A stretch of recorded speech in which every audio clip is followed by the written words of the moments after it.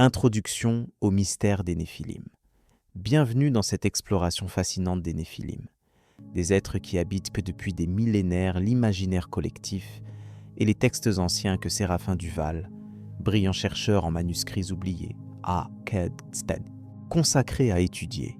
Dès son plus jeune âge, Séraphin s'est passionné pour ces récits mystérieux, où se mêlent géants, dieux déchus et civilisations disparues. Il sait que derrière ces légendes se cachent des indices précieux qui pourraient éclairer des pans méconnus de l'histoire humaine. Et c'est avec Héloïse Marceau qu'il partage cette quête. Elle, spécialiste des peuples oubliés, apporte une connaissance unique des vestiges d'époques enfouis sous le sable du temps. Ensemble, ils scrutent les anciens écrits, en quête de fragments d'une vérité à la fois énigmatique et magnifiée par le mythe. Pour entreprendre ce voyage au cœur du mystère, ils peuvent compter sur l'aide précieuse d'Aurélien Chardon, homme âgé dont la mémoire est une véritable bibliothèque vivante. Aurélien fait office de sage guide, transmettant sans cesse des récits qui s'inscrivent en marge des grandes chroniques. Son rôle est double, celui de gardien des savoirs et de conteur d'histoires antiques au calme imposant. Cependant, leur progression ne se fait pas sans heurts. Géraud le Maître représente le scepticisme scientifique incarné. Critique acerbe et inlassable détracteur des théories farfelues sur les Néphilim. Il défend farouchement une méthodologie rigoureuse qui refuse de céder à l'imagination ou aux mythes sans preuve tangible. Cette opposition crée entre eux un dialogue constant, stimulant une réflexion critique indispensable. Au fil de leurs échanges, Noémie Lavaux rejoint l'équipe. Passionnée par la collecte de légendes locales et par l'analyse des traditions orales, cette historienne redonne vie aux fragments dispersés des récits populaires.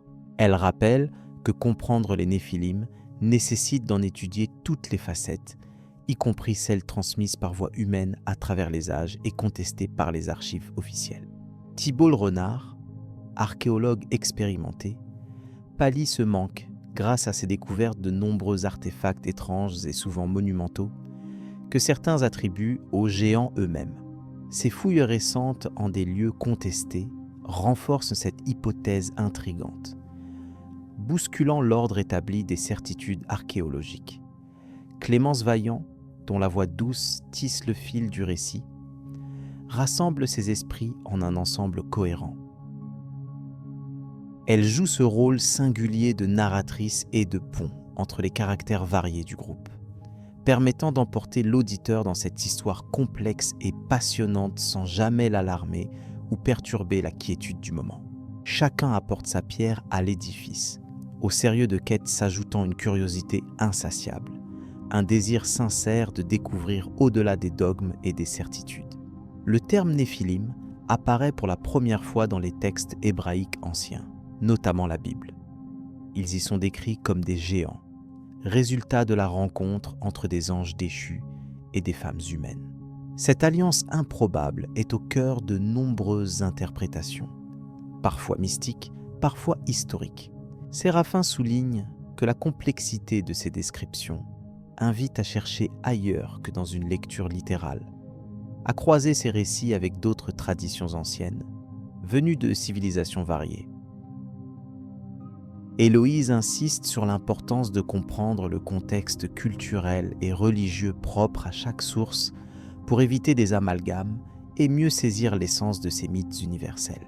Les Néphilim, souvent évoqués comme symboles de puissance démesurée, pourraient être autant des figures mythologiques que des traces d'une réalité archaïque.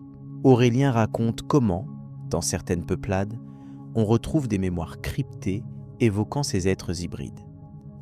Ces souvenirs sont parfois associés à la création d'édifices mégalithiques, à des rites oubliés ou à des connaissances perdues. Ces indices portent à croire que les Néphilim ne sont pas seulement des chimères littéraires, mais aussi des témoins d'une histoire peut-être tombée dans l'oubli. Géraud, sceptique, rappelle que nombre de textes anciens mêlent vérité et fiction, et que les déformations culturelles au fil des siècles compliquent la tâche des chercheurs. Pour lui, il est primordial de dissocier les légendes servant à expliquer l'inexpliqué des faits avérés par des preuves solides. Il met en garde contre les glissements vers le sensationnalisme qui entrave une démarche scientifique rigoureuse. Noémie admet cette prudence, mais souligne combien la richesse narrative des traditions populaires doit être prise au sérieux. Car elle éclaire la manière dont les sociétés anciennes percevaient leur monde, leurs craintes et leurs espoirs, à travers le prisme de ces géants mystérieux. Thibault, fort de ses découvertes archéologiques, apporte des données tangibles. Sur plusieurs sites, il a mis au jour des squelettes humains d'une taille inhabituelle, ainsi que des outils ou des ouvrages monumentaux dont la facture dépasse ce que l'on supposait possible pour l'époque. Ces trouvailles, remettant en question les chronologies établies, suscitent ainsi un débat intense et passionné. Clémence rappelle que le dialogue entre scepticisme et ouverture d'esprit est l'essence même de la recherche. Sans ce dialogue, les mystères resteraient figés, inaccessibles.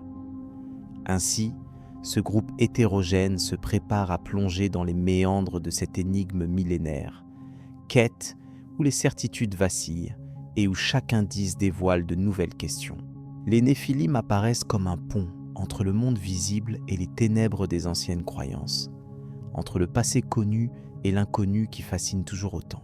Entre débats, découvertes et récits, ils s'engagent dans une aventure intellectuelle et spirituelle qui promet de dévoiler des pans oubliés de l'humanité.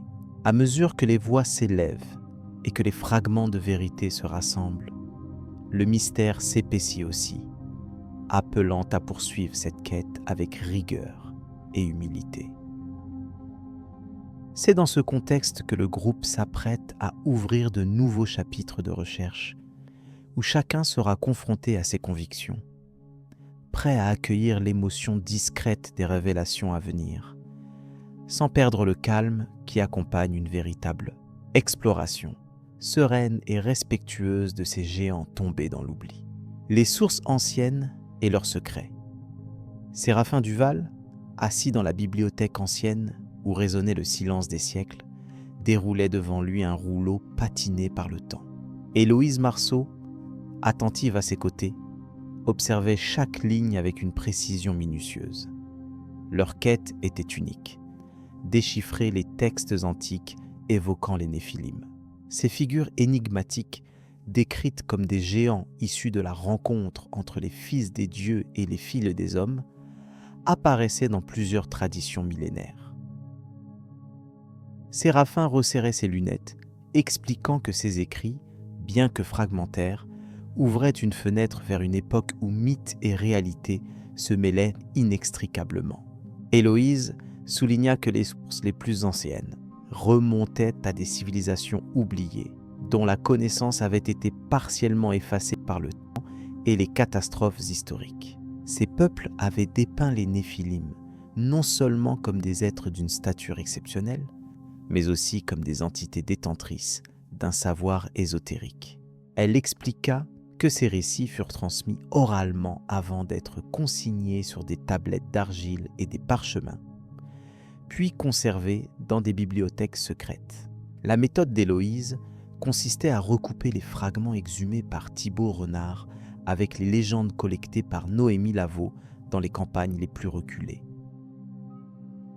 Pendant que Séraphin décodait un passage en vieux sumérien, Héloïse évoquait la civilisation des Anunnaki, largement évoquée dans ces mêmes textes. Ces êtres divins, pensait-on, avaient semblé intervenir directement dans l'histoire humaine, façonnant des lignées particulières. Elle insistait sur le fait que cette intervention ne se limitait pas à une simple domination politique ou technologique, mais concernait une influence spirituelle profonde. Cette hypothèse provocante attisait la controverse, surtout auprès de Géraud Lemaître, critique féroce du groupe, qui défendait avec véhémence une lecture rationnelle, dépourvue d'éléments surnaturels. Pour Géraud, les récits sur les Néphilim n'étaient que des métaphores ou des exagérations propres à l'imaginaire collectif ancien. Il remettait en question l'authenticité des documents étudiés, mettant en garde contre le piège des interprétations subjectives. Pourtant, Séraphin et Héloïse persistaient, convaincus que derrière ces textes se cachait une vérité oubliée, réinterprétée un nombre incalculable de fois au fil des générations. Aurélien Chardon, le sage homme chargé de préserver ces reliques, jouait un rôle essentiel. Sa mémoire prodigieuse et son éloquence apportaient un contexte historique crucial, ancrant les suppositions dans un cadre tangible. Aurélien racontait souvent comment certaines découvertes archéologiques, comme celle de Thibaut dans la vallée mystérieuse près des montagnes, confirmaient la présence d'artefacts aux inscriptions indéchiffrables, mais présentant des motifs semblables à ceux des textes évoquant les Néphilim. Il faisait également valoir que de nombreux sites, abandonnés depuis des millénaires, continuaient à livrer des indices sur ces civilisations disparues. Noémie, quant à elle, assemblait ces fragments d'histoire, explorant les traditions orales, les légendes et les contes populaires, cherchant à déceler les traces laissées par des êtres qui auraient pu changer le destin de l'humanité. Séraphin expliquait que les Néphilim incarnaient cette intersection complexe entre les récits mythologiques et les traces historiques. Les grandes civilisations antiques souvent mentionnées, telles que les Sumériens, les Égyptiens ou les Mésopotamiens, semblaient partager une fascination commune pour ces géants. La dimension gigantesque des Néphilim pouvait symboliser l'empreinte laissée par des individus hors normes que certains textes désignaient comme des fils des cieux. Cependant, cette notion suscitait bien des débats, car la frontière entre le divin et le mortel restait floue dans ces anciens récits. Héloïse mentionna que certains temples et constructions monumentales, à travers le monde, montraient des signes d'une connaissance avancée, souvent attribuée aux Néphilim. Elle partagea une hypothèse selon laquelle ces géants auraient pu transmettre un savoir architectural secret, aujourd'hui perdu. Cette idée séduisait Séraphin, convaincu que ces indices méritaient une étude approfondie. Par ailleurs, Aurélien évoquait que plusieurs manuscrits conservés dans des monastères reculés donnèrent des descriptions détaillées, non seulement physiques, mais aussi morales, des Néphilim, les présentant comme des guides, mais aussi des êtres dangereux qui avaient violé certaines lois divines. La controverse alimentée par Géraud ne faisait que souligner l'importance de ces textes. Il insistait pour que toute analyse s'inscrive dans un cadre scientifique rigoureux, condamnant les spéculations exagérées. Pourtant, même lui ne pouvait nier que les documents qu'il manipulait détenaient un pouvoir évocateur puissant. Noémie, avec son approche patiente et méthodique, rassemblait patiemment les témoignages, permettant de faire émerger un portrait nuancé des Néphilim. Des êtres à la fois admirés et redoutés, symboles d'une époque charnière dans l'histoire des hommes. Séraphin poursuivait son travail avec une persévérance tranquille, convaincu que chaque ligne révélée contribuait à reconstruire un passé multiple. Héloïse ajoutait que ces civilisations oubliées formaient dans les fondations d'un savoir ancien, dispersé dans des fragments subtils. Leur alliance, renforcée par la sagesse d'Aurélien et la rigueur de Thibaut, leur permettait de dépasser les querelles et les scepticismes. Ainsi, ils espéraient rassembler un puzzle complexe, éclairant les origines mystérieuses des Néphilim et leur influence sur les sociétés ancestrales, avant que le voile de l'oubli ne tombe définitivement. Les longues discussions, les échanges d'idées et les confrontations avec Géraud, qui restait critique mais ouvert au dialogue, enrichissaient leur compréhension. La patience et l'attention portée aux moindres détails invitaient à considérer ces récits comme une source précieuse, reflet d'un temps où les frontières entre le mythe et l'histoire n'étaient pas encore clairement établies. Ce travail collectif apportait une lumière nouvelle sur des figures souvent réduites à des légendes, leur redonnant une place dans la mémoire des peuples anciens. Leur découverte laissait entrevoir des pistes fascinantes, invitant à poursuivre l'exploration dans les prochaines révélations. Au fil des semaines, la confiance entre les membres de ce groupe atypique s'affirma, chacun apportant son expertise unique.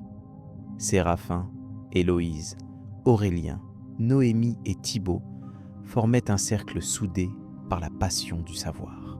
Leurs recherches dépassaient les frontières habituelles, rassemblant connaissances, intuition et prudence. Même Géraud, tout en conservant son scepticisme, reconnaissait l'importance d'une confrontation sérieuse des sources, sans préjugés. Une nouvelle ère semblait s'ouvrir pour l'étude des Néphilim, enrichie par cette complémentarité. Clémence Vaillant, dont la voix guidait ses récits, sentait que chaque mot prononcé tissait un lien puissant entre le passé et le présent.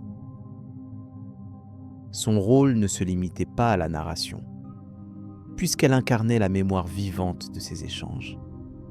Elle percevait que derrière chaque texte ancien se cachait une vérité partielle, fragmentée mais essentielle.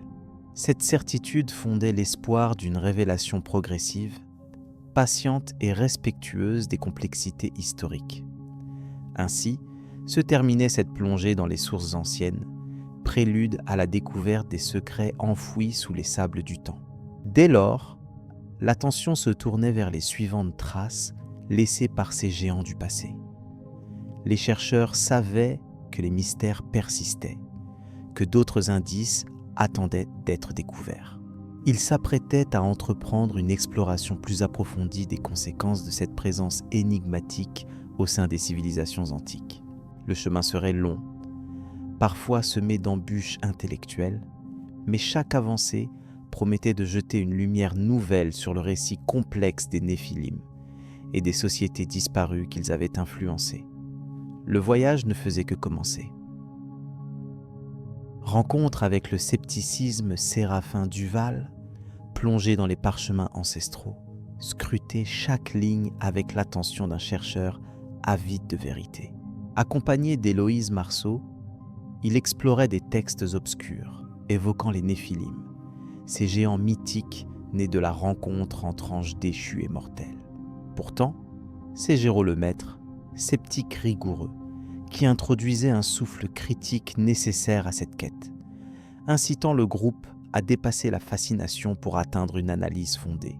Aurélien Chardon, en qualité de gardien des savoirs, rappelait que toute légende porte son poids d'ambiguïté et que la vérité exige patience et recul. Noémie Lavaux, historienne attentive, compilait minutieusement récits et traditions, soulignant que ces histoires traversaient les âges, certes embellies, mais révélatrices d'une mémoire collective. Thibaut Renard, quant à lui, confrontait la théorie à la réalité matérielle, rapportant la découverte récente d'objets titanesques. L'équipe se trouvait ainsi au carrefour d'interprétations contradictoires. D'un côté, le mythe porté par une tradition orale vivante, de l'autre, la nécessité d'un cadre scientifique rigoureux pour accueillir ou écarter ces affirmations. Clémence Vaillant, voix unificatrice, tissait patiemment un récit équilibré, évitant sensationnalisme et dogmatisme. Le débat prenait racine dans une interrogation fondamentale. Peuvent exister des géants issus d'un monde métaphysique et comment le vérifier par des méthodes empiriques? Géraud, résolu à démonter ce qui lui semblait des constructions fantaisistes, invoquait l'absence de preuves tangibles. Il soulignait que l'exagération humaine, alliée au besoin de mystère, engendrait souvent des récits fantastiques. Pourtant, selon Héloïse, certaines trouvailles archéologiques, bien que contestées, invitaient à ne pas rejeter a priori tous les éléments rapportés dans ces anciennes chroniques. Séraphin, partageant cet équilibre, proposait une méthode rigoureuse. Comparer plusieurs sources, antiques et modernes, et questionner autant les textes que les artefacts. Aurélien rappelait que les traditions orales pouvaient conserver des fragments de vérité obscurcis par le temps et la transmission imprécise. La confrontation des disciplines, comme l'histoire, l'archéologie et la théologie, devenait alors essentiel pour aller au-delà des préjugés. Noémie insistait sur l'importance du contexte culturel, car ces récits reflétaient aussi la manière dont les sociétés antiques concevaient le divin, la puissance et les limites de l'humain. À mesure que les échanges progressaient, Thiebaud présentait une hypothèse prudente. Les géants mentionnés pourraient symboliser des membres de peuples anciens à la stature notable ou des figures mythifiées pour glorifier des héros ou des lignées prestigieuses. Cette vision écartait l'existence littérale des Néphilim, mais ouvrait une nouvelle piste d'interprétation des données archéologiques. Clémence relayait ces nuances en insistant sur la nécessité d'accepter la coexistence de plusieurs niveaux de lecture, historique, symbolique et spirituel. Géraud, malgré son scepticisme, concédait que l'imaginaire collectif avait parfois une valeur heuristique, mais il rappelait fermement que sans preuve irréfutable, la prudence devait dominer. Pour lui, la tentation d'un sensationnalisme rapide dévaluait la recherche sérieuse. Encore fallait-il, expliquait-il, reconnaître que certaines énigmes archéologiques demeuraient sans réponse et que la science n'avait parfois que peu à offrir face à l'obsession humaine pour le mystère. Héloïse répondait alors que le doute et l'ouverture intellectuelle ne s'excluaient pas, bien au contraire. Séraphin proposait de poursuivre l'investigation avec une méthode scientifique plus poussée, en analysant par exemple les stratigraphies des sites où avaient été trouvés des artefacts prétendument liés aux géants. Il suggérait également un recours accru aux études génétiques pour éclaircir les probables mélanges ethniques dans les populations anciennes. Aurélien et Noémie soulignaient enfin l'enjeu moral de cette entreprise. Comprendre le passé ne devrait pas servir à conforter des croyances infondées, mais à appréhender la complexité des sociétés et des mythes qui nous façonnent. À travers ces débats, la légende des Néphilim s'avérait paradoxale, oscillant entre faits historiques possibles et constructions mythologiques. Le groupe comprenait que derrière l'image spectaculaire des géants se cachait une mosaïque d'interprétations, témoin d'une humanité en quête de sens. Cette démarche rigoureuse, alliée à la prudence sceptique de Géraud, offrait un équilibre entre fascination et raison. Par cette approche, le mythe ne disparaissait pas, mais était relativisé par l'éclairage de la science et de l'histoire critique. Au terme de leurs réflexions, Séraphin et ses collaborateurs saisissaient que le mystère des Néphilim ne se résoudrait pas seulement par la recherche d'objets ou de textes, mais par une compréhension plus profonde des mécanismes à l'œuvre dans la transmission des récits anciens. Cette étape fondamentale posait ainsi les bases d'une investigation ouverte, respectueuse des faits et des symboles. Clémence concluait en évoquant la nécessité d'aborder les découvertes à venir avec un esprit à la fois curieux et tempéré. Le groupe se préparait désormais à examiner les découvertes archéologiques plus récentes, dans l'espoir que celles-ci puissent éclairer plus directement cette énigme. Le scepticisme de Géraud demeurait un garde-fou indispensable, incitant à dépasser l'apparence et à chercher au-delà des légendes populaires. Cette confrontation entre la rigueur scientifique et le poids des traditions ouvrait une nouvelle phase dans leur quête. Leurs prochains échanges promettaient d'approfondir ce dialogue passionnant entre mythe et histoire vers une vérité partagée. Les légendes recueillies par Noémie Lavaux avaient rassemblé un ensemble impressionnant de légendes glanées au cours de ces nombreuses années de recherche. Elle avait traversé des continents, écouté des paroles murmurées autour de feux de camp et feuilleté des manuscrits oubliés. Ces récits précieux portaient tous sur des géants que certaines traditions appelaient Néphilim, êtres énigmatiques évoqués dans les anciennes croyances comme descendants d'êtres célestes et de mortels.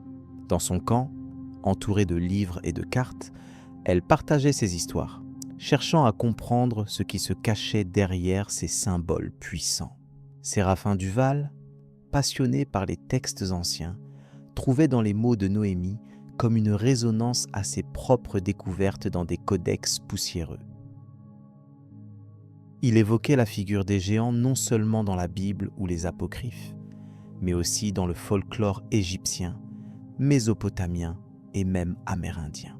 Chaque culture semblait détenir une version de ces êtres hors normes, parfois terrifiants, parfois protecteurs. Pour lui, cela indiquait une mémoire collective, une ligne de vérité commune à travers le temps et l'espace. Héloïse Marceau, dont l'expertise portait sur les civilisations disparues, apportait une perspective archéologique essentielle. Elle racontait des découvertes intrigantes, comme ces squelettes immenceurs découverts dans des sépultures reculées, dépassant 3 mètres de hauteur, ou des constructions colossales dont la technique défiait les capacités supposées des peuples anciens. Selon elle, ces indices confirmaient que certains peuples avaient côtoyé des êtres d'une stature exceptionnelle, peut-être oubliés ou refoulés dans l'histoire officielle. Pourtant, en dehors du cercle curieux des chercheurs, Géraud Lemaître ne cessait de rejeter ces hypothèses. Il dénonçait ces légendes comme des supercheries modernes, influencées par la fascination populaire pour le mystère. À ses yeux, les géants n'étaient que des métaphores, des mythes créés par l'imaginaire humain pour expliquer l'inexplicable. Il ridiculisait les interprétations littérales, préférant une lecture rationnelle et scientifique des faits. Cette confrontation des points de vue nourrissait le débat dans l'équipe, apportant tension mais aussi rigueur à leurs travaux. Dans un petit village perché au sommet d'une colline, Aurélien Chardon, gardien intemporel des traditions, conservait un précieux héritage oral. Vieux sage aux cheveux blancs, il transmettait aux jeunes générations les histoires de ses ancêtres, évoquant avec simplicité et calme les géants qui auraient arpenté ces terres jadis. Ces récits ne cherchaient ni à surprendre, ni à dramatiser, mais à offrir un lien authentique avec le passé. Pour lui, ces mémoires étaient des fondations invisibles sur lesquelles reposait l'identité des habitants. Thibault le Renard, lors d'une expédition archéologique récente, avait mis au jour un site surprenant, marqué par des objets d'une facture inconnue et des traces osseuses déroutantes.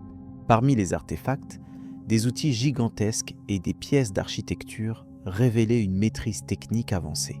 Thibault s'interrogeait sur l'origine de ces vestiges, persuadé qu'ils témoignaient d'une civilisation éclipsée par le temps, peut-être en lien direct avec les récits de géants que rapportait Noémie.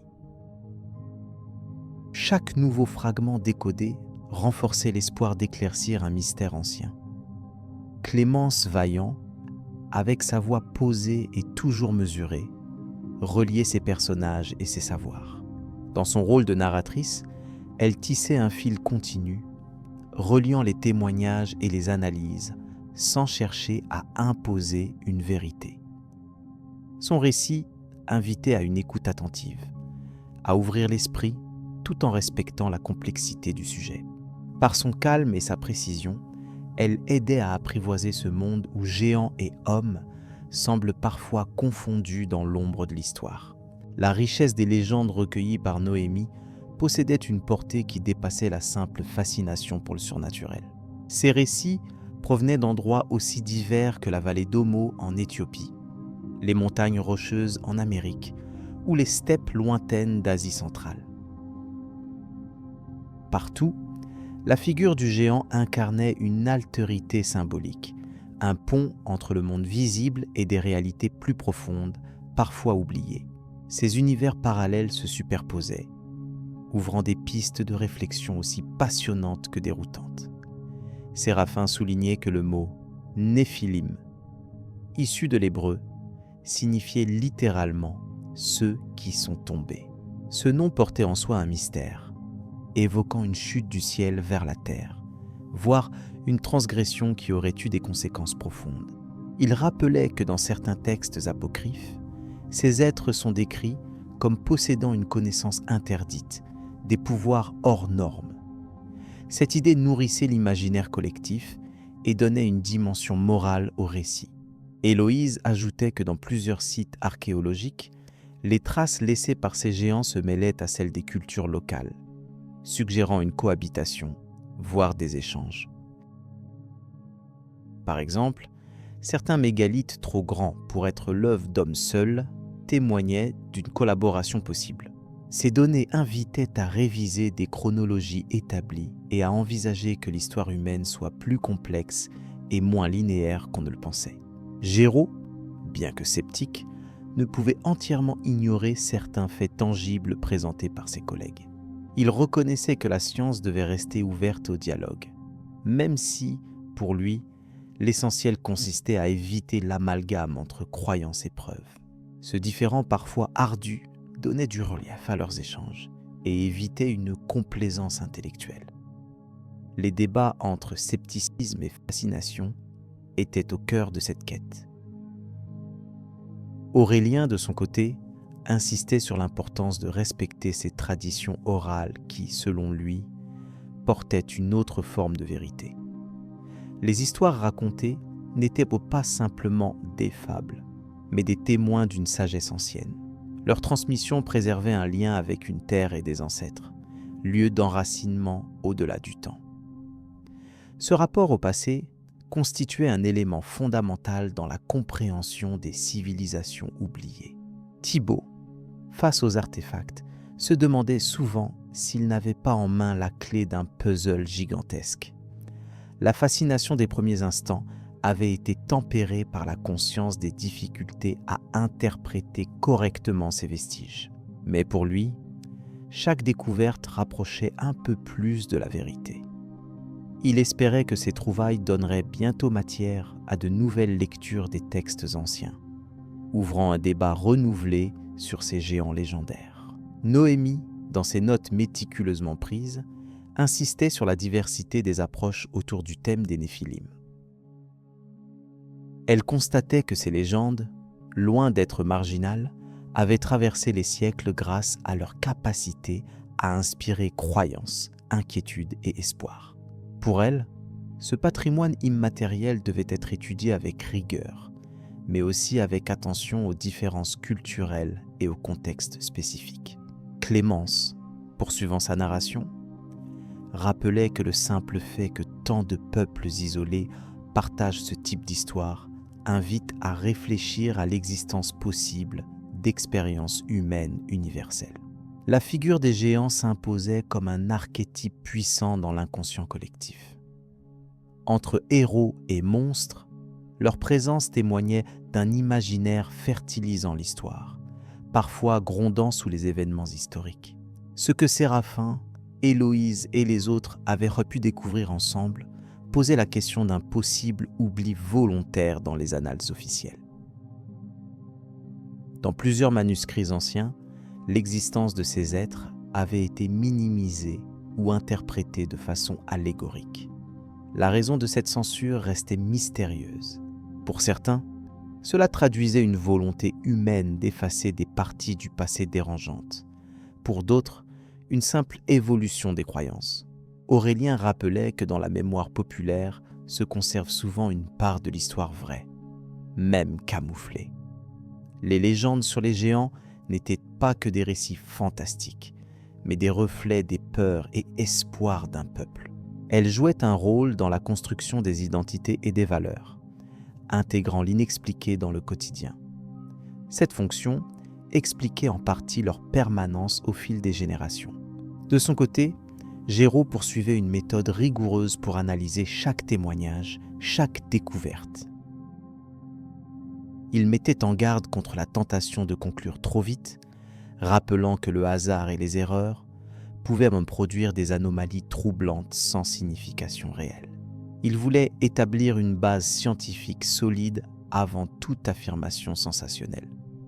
Ce cadre méthodique donnait davantage de poids à leurs futures conclusions.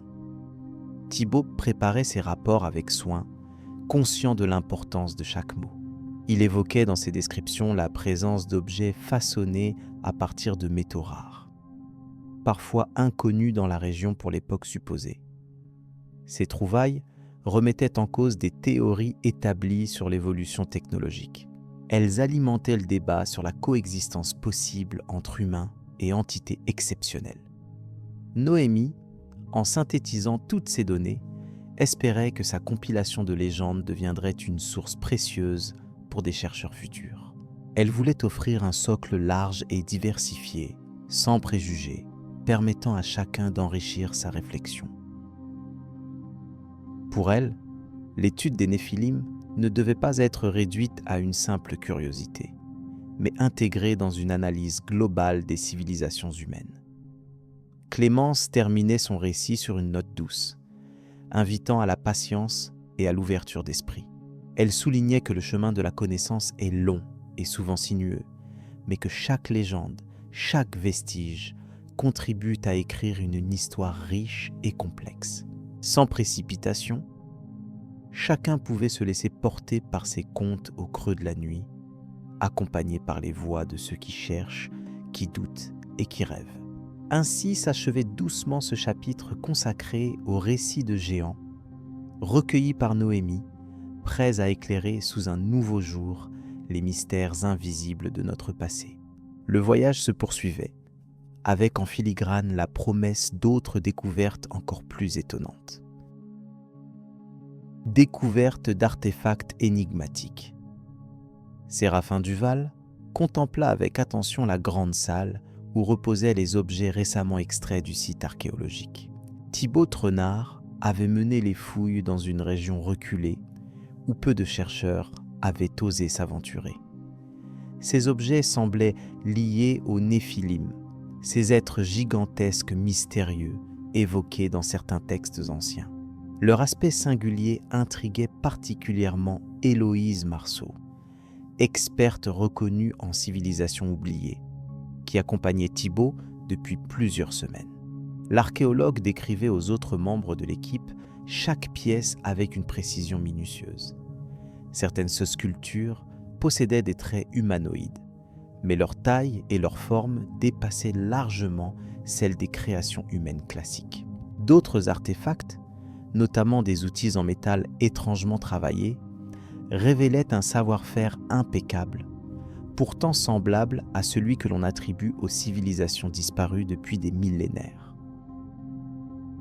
Aurélien Chardon, gardien des savoirs anciens, se montrait particulièrement attentif à la dimension symbolique de ces trouvailles. Ce qui frappait surtout, c'était la provenance de ces objets. Thibaut avait dégagé des couches stratifiées d'une époque où aucune trace humaine n'était supposée exister. Selon les premières datations, ces reliques remontaient à plusieurs millénaires, bien avant les grandes conquêtes humaines documentées. Noémie Lavaux, historienne spécialisée dans les légendes, faisait le lien avec des récits antiques évoquant d'imposantes figures divines ou semi-divines, qui auraient observé ou influencé la destinée des hommes. Toutefois, Géraud Lemaître, le sceptique incontournable du groupe, tempérait l'enthousiasme général. Il arguait que certaines caractéristiques des objets pouvaient être expliquées par des phénomènes naturels ou par des erreurs d'interprétation. Selon lui, il était prématuré d'attribuer ces artefacts aux Néphilim ou à des entités surnaturelles sans preuve indiscutable. Ce débat soulevait une tension palpable parmi les chercheurs, chacun conscient que les conclusions futures pourraient bouleverser notre compréhension de l'histoire ancienne. L'impact scientifique de cette découverte était néanmoins incontestable. Les analyses chimiques des matériaux utilisés démontraient une maîtrise technologique incroyablement avancée pour l'époque supposée des objets. De plus, des inscriptions partielles relevées sur certaines pièces offraient à voir des fragments d'un langage inconnu, probablement lié à une civilisation antérieure à celle que l'on croyait les plus anciennes. Séraphin se plongeait dans ces textes déchiffrables avec une passion renouvelée, convaincu qu'il détenait la clé de mystères enfouis depuis des millénaires. Le rôle d'Héloïse consistait à situer les objets dans un contexte culturel plus large. Elle rassemblait données géographiques, historiques et anthropologiques, cherchant à comprendre comment ces géants ou êtres extraordinaires avaient pu coexister avec les humains, ou s'ils étaient les témoins d'un monde antérieur perdu. Sa connaissance approfondie des civilisations disparues enrichissait considérablement les discussions, ajoutant des nuances essentielles dans l'interprétation des découvertes. Aurélien, quant à lui, prodiguait des conseils sur l'histoire orale et les traditions mythiques. Il insistait sur la nécessité de croiser les données archéologiques avec les récits collectés par Noémie dans les villages alentours. Parfois, de vagues légendes conservaient des échos distants de vérités enfouies, même si elles restèrent voilées par le temps et les transformations culturelles.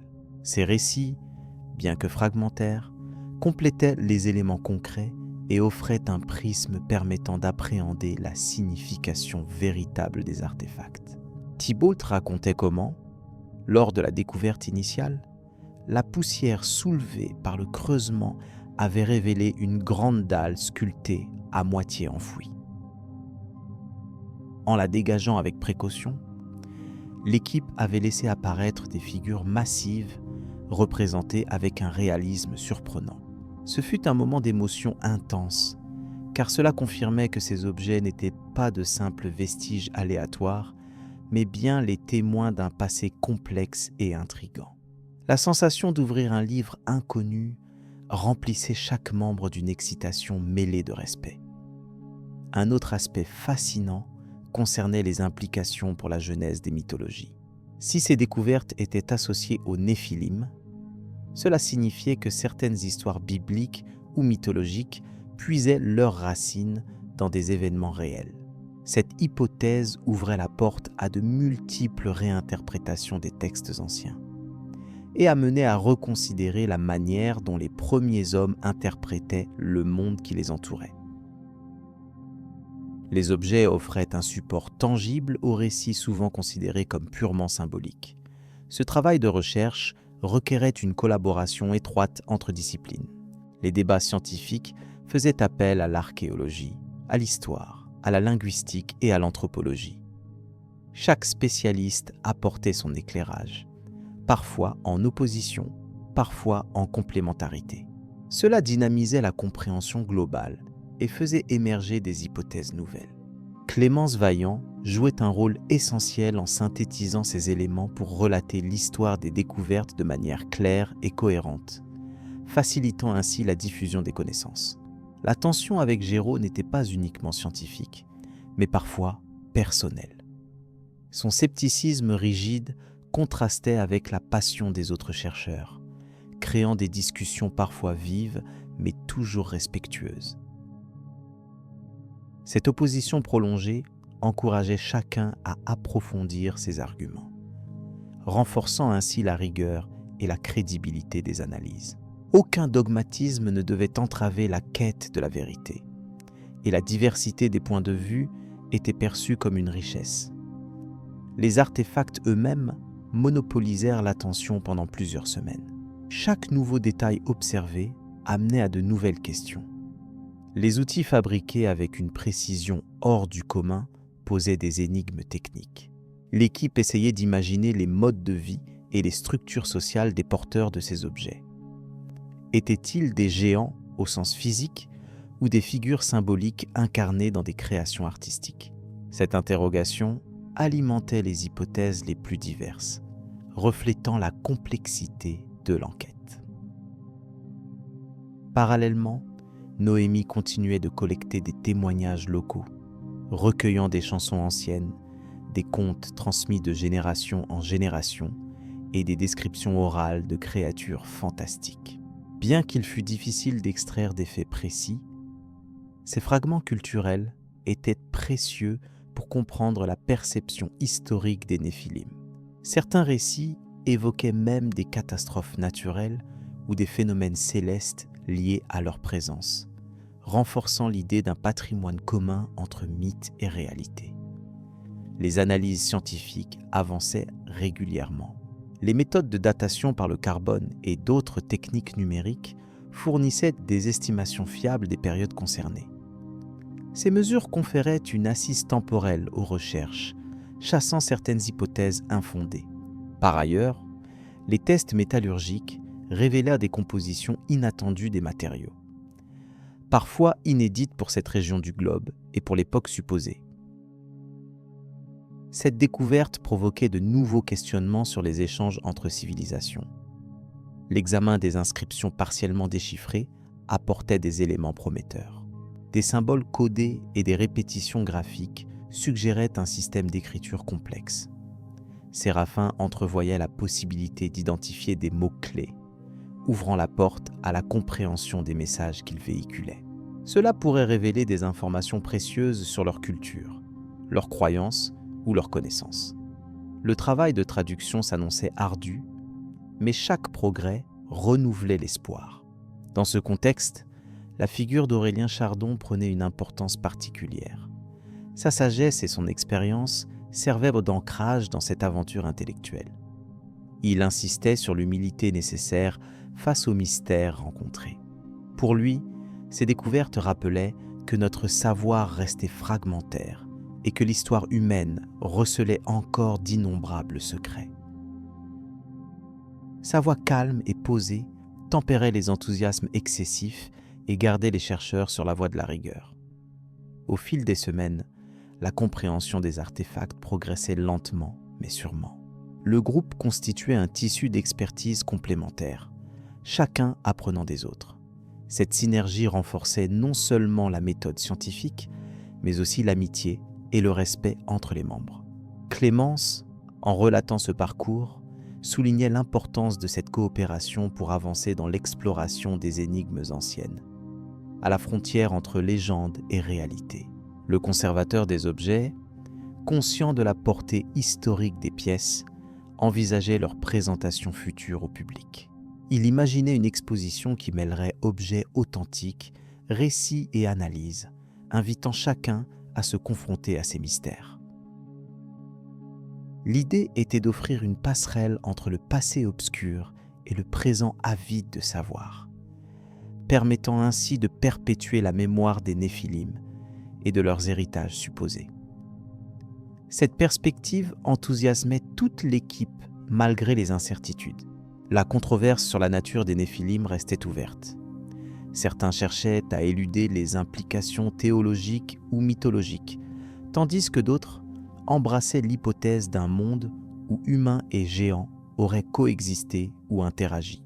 Ces discussions enrichissaient la réflexion globale, invitant à revisiter les dogmes établis et à ouvrir les esprits à des possibilités inattendues. Le travail de terrain continuait, chaque découverte apportant son lot de surprises et d'interrogations. Enfin, Séraphin préparait un rapport détaillé destiné aux institutions académiques. Il y démontrait avec rigueur scientifique l'importance des artefacts et leur contexte historique. Son objectif était de susciter un débat constructif au sein de la communauté, encourageant les recherches futures sur ce sujet fascinant. Il insistait sur la nécessité d'une approche multidisciplinaire, mêlant science et humanité, pour dévoiler peu à peu les secrets de ces géants oubliés. Ainsi, cette aventure archéologique mêlait passion, rigueur et curiosité, inscrivant les découvertes dans une longue tradition d'exploration humaine. Les souvenirs de ces fouilles exceptionnelles allaient nourrir longtemps la quête de connaissances, marquant un tournant dans l'étude des civilisations anciennes et de leurs mystères. Peu à peu, l'ombre des Néphilim s'estompait pour laisser entrevoir les premières lumières d'une vérité encore partiellement cachée. La suite de cette histoire promet de nouvelles révélations aussi captivantes. L'interprétation des symboles anciens Séraphin Duval contempla silencieusement la gravure complexe que Thibaut Renard avait récemment exhumée des profondeurs de l'ancienne cité. Cette série de symboles énigmatiques s'étalait sur une pierre massive, mêlant formes géométriques et figures semblables à des silhouettes humaines disproportionnées. Héloïse Marceau, à ses côtés, observait attentivement, son regard d'experte cherchant le moindre détail susceptible d'éclairer leur origine. Régulièrement, elle consultait les croquis minutieux qu'elle avait réalisés lors de leurs précédentes fouilles, cherchant des correspondances avec d'autres artefacts appartenant à des civilisations oubliées émergentes dans les zones reculées. Aurélien Chardon, le sage gardien des savoirs, s'approcha lentement du groupe en murmurant avec une voix posée. Ces symboles, leur signification dépasse la simple représentation artistique. Ils sont les vestiges d'une connaissance transmise à travers des âges où les frontières entre le mythe et le réel s'estompaient. Ses yeux, empreints d'une profonde sagesse, parcouraient les gravures, chaque détail suscitant en lui une réminiscence d'anciens récits partagés dans sa jeunesse par ceux qui avaient alors consacré leur vie à préserver la mémoire des temps passés. Il expliqua que ces figures représentaient non seulement des entités géantes, souvent appelées néphilim dans certains textes, mais aussi des concepts plus abstraits, liés à la transformation des savoirs et à la transmission culturelle. Noémie Laveau, dont la passion pour les légendes l'amenait souvent à rassembler des fragments disparates de récits populaires, ajouta : ces symboles pourraient être l'écho d'un contact ancien entre des peuples oubliés et des êtres que nos ancêtres percevaient comme des géants, d'anciens gardiens de secrets. Leur rôle dépasserait la simple documentation de faits historiques. Sa perspective d'historienne, centrée sur la tradition orale et la mémoire collective, apportait une dimension supplémentaire à l'interprétation. Il tant que ces messages gravés sur la pierre étaient conçus pour résister à l'oubli induit par le temps et les turbulences des civilisations humaines. Géraud Lemaître, qui jusqu'alors avait écouté avec un scepticisme marqué, intervint sèchement. Toute cette interprétation repose sur des conjectures sans fondement tangible. Les soi-disant géants ne sont que des mythes amplifiés par l'imagination humaine, et ces symboles ne sont rien d'autre que des gravures rituelles sans signification historique véritable. Sa voix austère, chargée d'un cynisme affiché, contrastait nettement avec la sérénité des autres membres du groupe. Malgré cela, Séraphin ne laissa pas cette critique le détourner de sa quête. Il savait que l'histoire était souvent tissée de manière complexe, mêlant vérité et mythe pour révéler des dimensions inattendues. Aurélien Chardon poursuivit avec calme, déroulant une séquence logique. Les symboles possèdent une structure codifiée. Par exemple, certains cercles concentriques associés à des figures élancées illustrent l'idée de cycle et de régénération, fondamentale dans plusieurs mythologies anciennes liées aux Néphilim ou à leurs homologues. L'analyse approfondie de ces motifs croisés avec les documents retrouvés dans des archives récemment déclassifiées suggère un savoir avancé, perdu au fil des millénaires. Son discours, imprégné d'une méthodologie rigoureuse, invitait à dépasser le simple regard superficiel pour plonger au cœur d'une sagesse antique aux implications vastes. Héloïse souligna l'importance du contexte géographique. Ces artefacts proviennent d'une région stratégique où se croisent plusieurs cultures anciennes. Le syncrétisme visible dans ces symboles montre que des échanges culturels intenses ont eu lieu, ce qui pourrait expliquer l'apparition d'une iconographie commune associée aux mésaventures des anciens anges tombés. Sa voix claire traduisait l'excitation de la découverte, tout en soulignant la complexité des interactions entre héritage culturel, légendes et vestiges archéologiques. Noémie reprit, évoquant l'aspect transmission des savoirs. Derrière chaque signe se cache une volonté de préserver des enseignements essentiels. Nous savons par des textes retrouvés, notamment dans des manuscrits récemment restaurés, que ces anciens peuples considéraient les Néphilim comme des médiateurs entre le divin et l'humain, porteurs d'une connaissance sacrée susceptible d'orienter la destinée des civilisations. Son regard brilla devant le potentiel de ces révélations, conscient que leur travail participait à dénouer des fils d'histoire longtemps enfouis. Séraphin exprima alors une idée primordiale. Ce n'est pas seulement un puzzle historique, c'est une archive vivante. Chaque symbole est un message codé, une fenêtre sur des pratiques sociétales oubliées, probablement liées à des rituels d'initiation ou à des traditions ésotériques intégrées au quotidien des communautés concernées. La complexité des représentations suggère un système de communication élaboré bien avant l'avènement de l'écriture moderne. Il proposa de croiser ces symboles avec d'autres découvertes éparses, pour tenter une reconstitution cohérente, fondamentale pour lever le voile sur ces civilisations. Géraud demeurait dubitatif, mais commença à reconnaître l'importance scientifique de la démarche. Même si nous restons prudents, il est indéniable que ces artefacts invitent à une réflexion approfondie, qu'ils abordent des thématiques complexes touchant à la fois l'archéologie, la mythologie et l'anthropologie. Ce regard plus ouvert marquait une évolution dans son positionnement, provoquée par l'évidence des indices réunis par l'équipe. Aurélien conclut, évoquant la dimension spirituelle de leur découverte. Nous assistons peut-être à la première étape de la réhabilitation d'un savoir oublié, où le concept des Néphilim n'est pas uniquement une superstition, mais un témoignage d'un monde possible où des géants et des êtres célestes habitaient aux côtés des hommes. Leur rôle dans la transmission des savoirs sacrés est au cœur de cette recherche.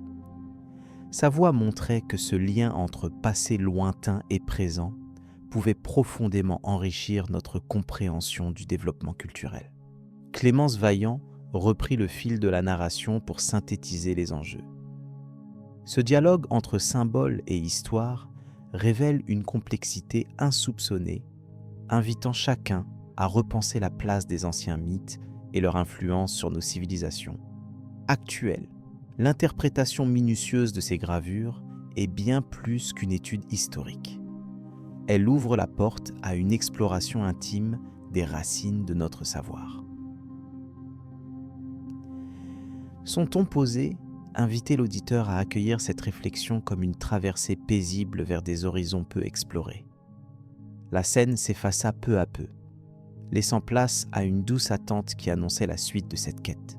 Le chemin vers la compréhension des Néphilim, des géants et des civilisations perdues était ouvert, prêt à dévoiler ces mystères dans le récit qui suivrait. Ainsi, les symboles anciens, longtemps muets, allaient enfin prendre vie grâce à l'ardeur et à la patience de ceux qui, comme Séraphin et son équipe, osaient sonder les ombres du passé avec rigueur et respect. L'influence des Néphilim sur les civilisations oubliées. Héloïse Marceau s'installa autour de la grande table en chêne, où Séraphin Duval avait rassemblé des documents anciens. Elle observa le manuscrit fragile que Thibaut Renard venait de lui confier. Un texte que personne n'avait encore déchiffré intégralement. Dans ce texte, les Néphilim étaient décrits non pas seulement comme des êtres de légende, mais comme des acteurs clés dans la transformation des sociétés anciennes. Héloïse expliqua que leur influence pourrait s'étendre bien au-delà de ce que l'on imaginait, affectant l'organisation sociale, l'architecture et même les croyances religieuses. Séraphin écoutait attentivement, tout en feuilletant les pages jaunies. Il savait que Géraud Lemaître, sceptique incontournable dans leur cercle, rejetait fermement toute idée d'intervention surnaturelle dans l'histoire humaine. Pourtant, les indices recueillis par Thibaut, combinés aux récits compilés par Noémie Lavaux, semblaient témoigner d'une présence persistante et déroutante. Aurélien Chardon, bien plus vieux et sage, ponctua la conversation d'une note mesurée. Ce ne sont pas les mythes seuls qui nous guident, mais les échos que ces mythes laissent dans les vestiges et les traditions. Héloïse prit un instant pour résumer. Les Néphilim, ces géants évoqués dans les tables sumériennes et les textes hébraïques, pourraient être des entités hybrides, probablement le résultat d'une interaction complexe entre le divin et l'humain. Cette hybridité expliquerait leur stature exceptionnelle, mais aussi leur savoir interdit. Ils auraient servi de médiateurs, transmettant des connaissances inconnues au commun des mortels. Ainsi, leur apport se reflèterait dans des constructions monumentales comme les pyramides et les ziggourats, dont le but précis échappait encore aux chercheurs. Noémie Lavaux intervint en évoquant les légendes collectées dans des régions très éloignées, où, malgré la séparation géographique, on retrouvait des motifs similaires décrivant des êtres gigantesques guidant les hommes. Ce phénomène soulevait une question cruciale. Ces similitudes étaient-elles le fruit d'une transmission culturelle ancienne ou d'une influence commune peut-être même d'un événement unique resté secret. Héloïse suggéra que les Néphilim avaient pu servir d'éléments fédérateurs, créant un pont entre des civilisations encore méconnues.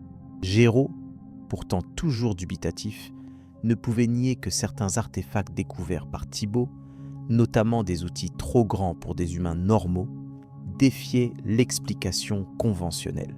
Il demanda s'il ne s'agissait pas simplement d'exagération ou d'interprétation erronée. Séraphin proposa de considérer ces artefacts comme un témoignage matériel direct, difficile à ignorer. Aurélien rappela qu'autrefois, de nombreux savoirs étaient considérés hérétiques, mais la vérité se cachait souvent dans ce qui dérangeait la pensée commune. Clémence Vaillant, de sa voix posée, rappela l'importance de replacer tout cela dans un contexte global. Le rôle des Néphilim, selon elle, devait être envisagé non comme un simple mythe, mais comme un prisme à travers lequel on pouvait mieux comprendre la complexité des premières grandes civilisations. Elle insista sur le fait que leur héritage était moins visible dans les chroniques historiques que dans les symboles et les structures laissées à travers le temps. Cette claire volonté de transmettre un savoir riche et codé semblait être au cœur de leur passage sur Terre. Héloïse poursuivit en analysant les diverses hypothèses. Certains pensent que les Néphilim étaient des géants littéraux. D'autres considèrent qu'il s'agissait plutôt de leaders charismatiques dotés d'une influence spirituelle profonde. Dans tous les cas, leur présence marqua une rupture avec les sociétés primitives, initiant des changements techniques, artistiques et culturels d'une ampleur remarquable. Leurs traces, souvent fragmentaires, invitent les chercheurs à réévaluer les frontières entre histoire, mythe et archéologie. Noémie montra une collection d'inscriptions retrouvées en Mésopotamie, où les Néphilim étaient associés à des figures héroïques et quasi divines. Ces textes montraient des rites, des coutumes liées à l'idée de géants ascendants. Thibaut ajouta que ces fouilles récentes lui avaient permis de découvrir un site qui semblait avoir été un centre d'études ou de culte dédié à ces êtres. Il partagea son étonnement devant la sophistication des vestiges, mais aussi leur réseau puissant de symboles, qui continuaient à défier l'interprétation simple. Géraud, malgré son scepticisme, reconnut la richesse du débat. Il souligna que les Néphilim, dans leur apparente étrangeté, étaient une clé d'entrée fascinante vers la compréhension des sociétés anciennes et de leurs aspirations. Aurélien, d'un ton plus doux, rappela que l'histoire n'était jamais figée. Ce qui semblait improbable hier pouvait devenir une hypothèse recevable demain, si les preuves s'amoncelaient suffisamment. L'ouverture d'esprit, conclut-il, restait l'outil le plus précieux du chercheur. Dans cette atmosphère de réflexion et de partage, Héloïse conclut que la présence supposée des Néphilim dans l'histoire des civilisations oubliées ne pouvait être réduite à une simple curiosité. Leur influence, tangible dans la manière dont les peuples anciens percevaient le monde, devait être intégrée comme un élément structurant, révélant des interactions complexes entre le visible et l'invisible, le matériel et le spirituel. Ainsi s'ouvrait une nouvelle voie d'exploration, invitant chacun à mesurer à quel point notre passé pouvait encore receler des mystères profonds et fascinants. Alors que la soirée avançait, Clémence prit la parole pour suggérer que ce voyage à travers le temps et les mythes n'était que le début. D'autres secrets, d'autres chapitres restaient à découvrir. L'histoire des Néphilim, plus qu'un simple récit, représentait une invitation permanente à dépasser les limites du connu. Les personnages rassemblés, chacun à leur manière, étaient désormais liés par cette quête commune, explorant ensemble ce territoire obscur où se mêlent les légendes anciennes et les vestiges d'un monde à la fois lointain et proche. La découverte serait lente, mais prometteuse. La conversation s'estompa doucement, laissant place à un silence chargé d'attente. Une page se tournait, non seulement dans l'étude des Néphilim, mais aussi dans la compréhension des racines profondes de l'humanité. Ce moment suspendu annonçait la suite d'une aventure intellectuelle captivante, où chaque révélation viendrait éclairer encore davantage le tissu complexe des civilisations disparues. Le récit continuerait, riche de propositions et de débats, pour mieux appréhender les liens entre géants, anges déchus et héritages oubliés. Témoignages et preuves tangibles. Séraphin Duval rassembla soigneusement les divers témoignages archéologiques et historiques dont il avait pris connaissance au cours de ses nombreuses années d'études. Avec l'aide d'Héloïse Marceau, spécialiste des civilisations oubliées, il chercha à tisser un cadre cohérent autour des Néphilim, ces mystérieux géants évoqués dans d'anciens textes et légendes. Ce travail rigoureux les conduisit à une multitude d'indices concrets qui, bien que disséminés dans le temps et l'espace, formaient un ensemble étonnamment cohérent. Leur enquête débutait par l'étude de textes anciens, inscrits sur des tablettes vieilles de plusieurs millénaires. Les tablettes sumériennes contiennent des récits mentionnant des êtres gigantesques nés d'entités célestes et de femmes humaines. Selon Séraphin, les Néphilim y sont décrits comme des figures ayant laissé une empreinte indélébile sur la culture et l'architecture de l'époque. Héloïse, fascinée par ces découvertes, appuya ces faits en montrant des vestiges d'édifices monumentaux, notamment des murailles et des statues sculptées à une échelle bien supérieure à celle des humains contemporains. Ce qui ajoutait une dimension tangible à ces récits était la présence d'artefacts présentant des inscriptions et des motifs semblant évoquer des êtres surhumains. Cependant, Géraud Lemaître, sceptique notoire, ne manquait jamais une occasion pour remettre en question leur méthodologie. Il soulignait que la majorité des preuves étaient frappées par l'interprétation humaine subjective. Pour lui, la fascination pour les Néphilim relevait davantage d'un imaginaire collectif nourri par la mythologie plutôt que de faits avérés. Son opposition provoquait des débats passionnés, car il insistait sur la nécessité de preuves irréfutables, ce qui poussait Séraphin et son équipe à redoubler d'efforts pour étayer leurs affirmations. Noémie Lavaux, historienne spécialisée dans la collecte des mythes et des traditions orales, apporta à leur travail une perspective essentielle.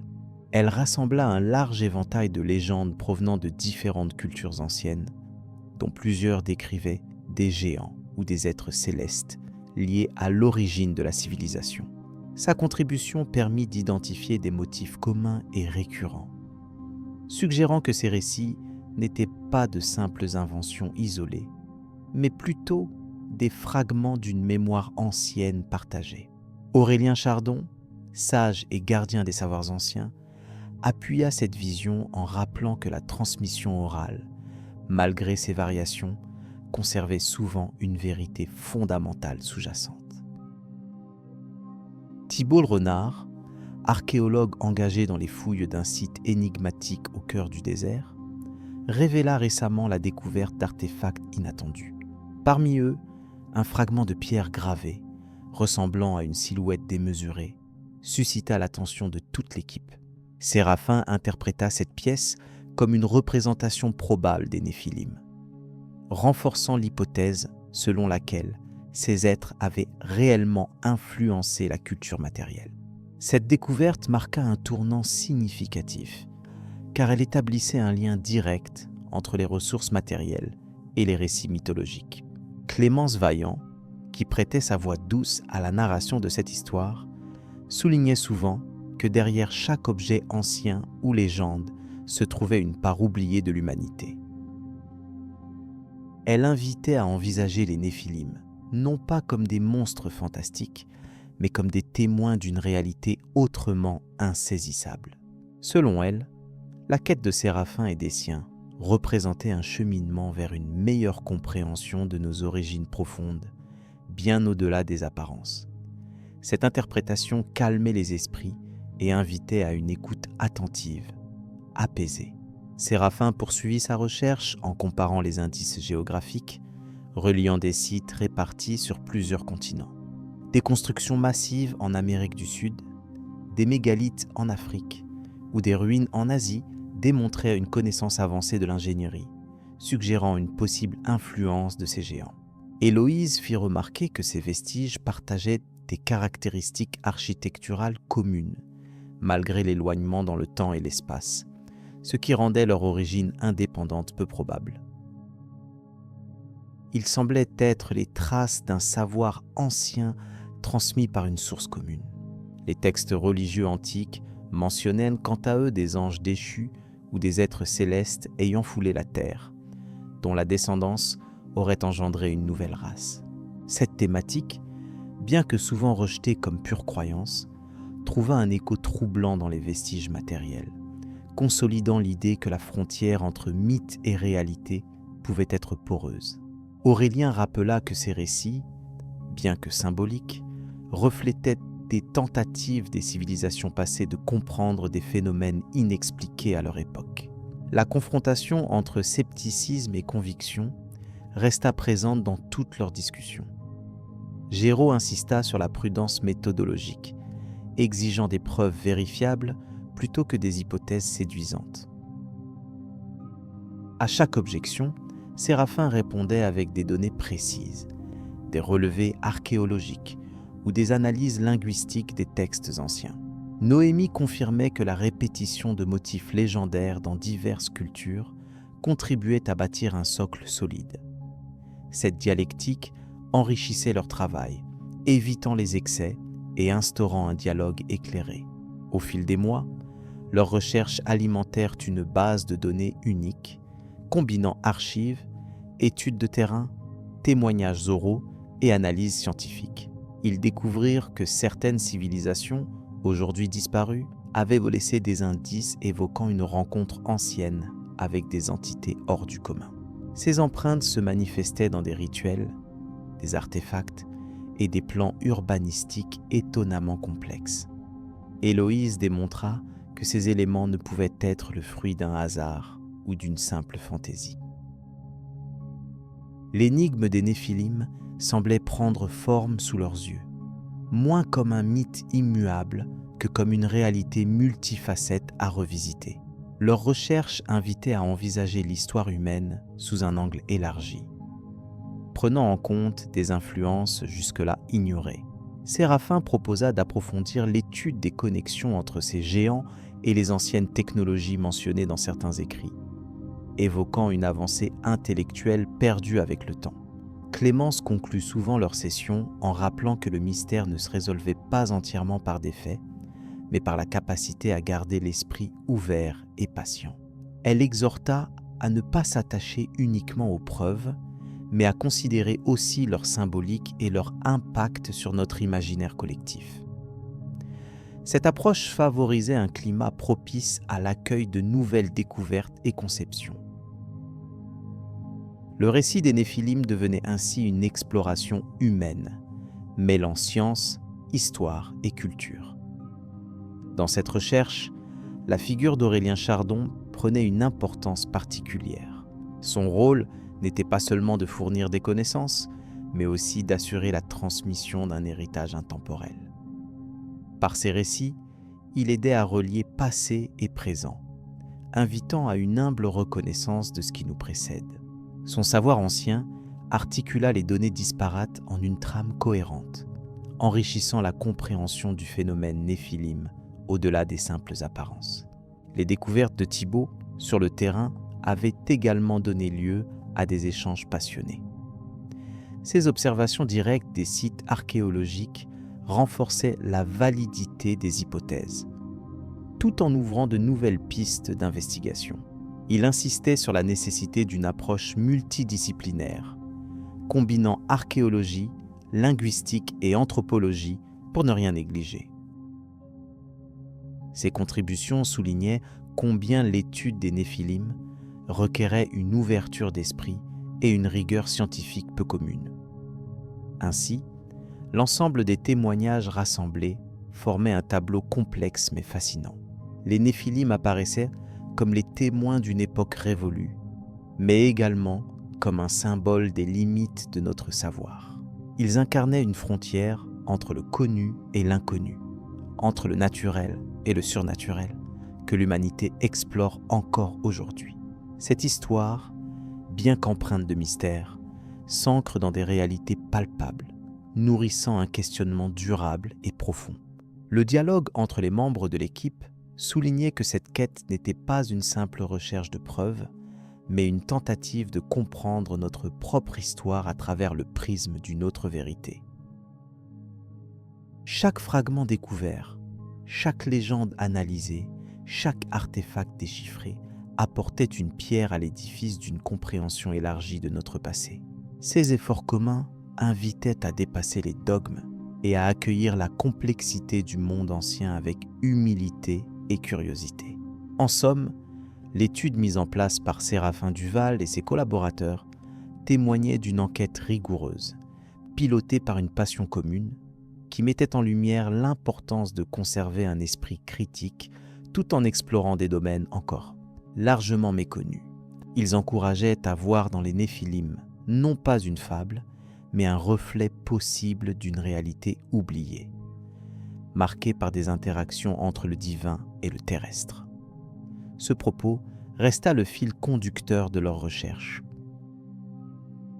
À mesure que la nuit avançait, Clémence suggéra de poursuivre ses investigations sous un angle nouveau, intégrant les dernières découvertes et un regard renouvelé sur les textes anciens.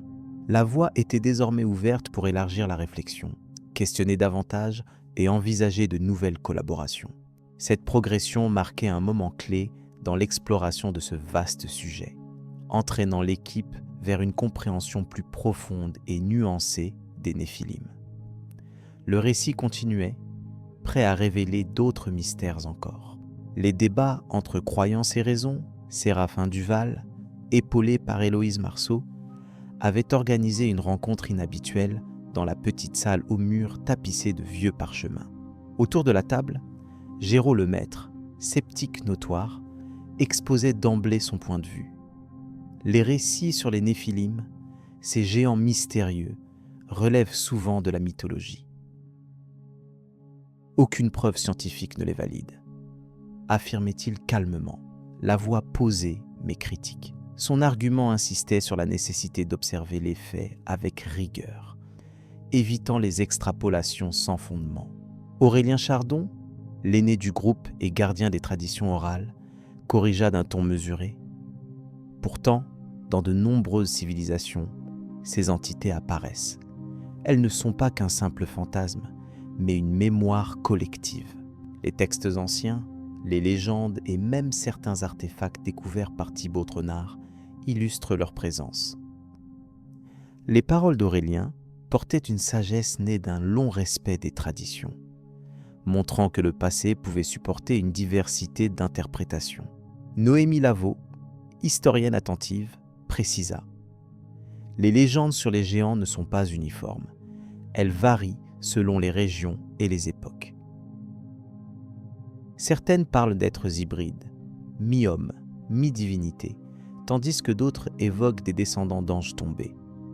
Ces différences soulignent une richesse symbolique que la science pure tend à minimiser, parfois trop rapidement. Ces notes reprenaient les grandes variations étudiées au cours de ses recherches sur les récits antiques. Thibaut Tronard, le visage encore marqué par l'émotion de ses découvertes récentes, prit la parole. Lors de notre dernière campagne, nous avons mis au jour des ossements d'une taille inattendue. L'étude anthropologique montre des anomalies, mais rien d'extraterrestre ou irréalisable. Le phénomène intrigue. Il reste à comprendre comment ces géants s'insèrent dans notre histoire documentée. Son regard sérieux reflétait l'équilibre entre émerveillement et prudence scientifique. Clémence Vaillant, voix douce mais assurée, liait chaque intervention avec un fil narratif fluide. À travers ces débats entre croyance et raison, c'est l'essence même de notre rapport à l'inconnu qui se joue. Faut-il rejeter ce qui dépasse l'entendement ou questionner notre compréhension actuelle ? Ce questionnement nourrit l'étude de ces géants oubliés. Elle donnait à l'ensemble une cohésion lumineuse, ralentissant le rythme pour laisser aux mots leur profondeur. Séraphin reprit en exposant une thèse issue d'anciens manuscrits décryptés sous la direction d'Héloïse. Certains textes sumériens décrivent des êtres d'une stature immense, les Anunnaki, qui enseignèrent aux humains diverses connaissances. Est-ce une simple métaphore ou le témoignage d'une réalité altérée par le temps? L'explorateur invitait à dépasser la simple opposition entre preuve et mythe. Géraud répondit sans animosité: il faut se prémunir contre le biais de confirmation. Les traces archéologiques, même surprenantes, doivent passer par l'analyse critique. La crédulité n'aide pas la recherche. Pourtant, son scepticisme était nuancé et la discussion demeurait bienveillante, laissant place à un dialogue fertile. Aurélien évoqua alors les traditions orales transmises par les anciens dans les régions reculées. Dans les montagnes, les tribus racontent les exploits d'êtres gigantesques qui ont façonné la terre. Ces récits, même s'ils restent imprécis, participent à un patrimoine immatériel précieux. Sa voix portait le poids du temps et de la mémoire humaine collective. Noémie insista: il est important de ne pas réduire ces mythes à de simples fictions.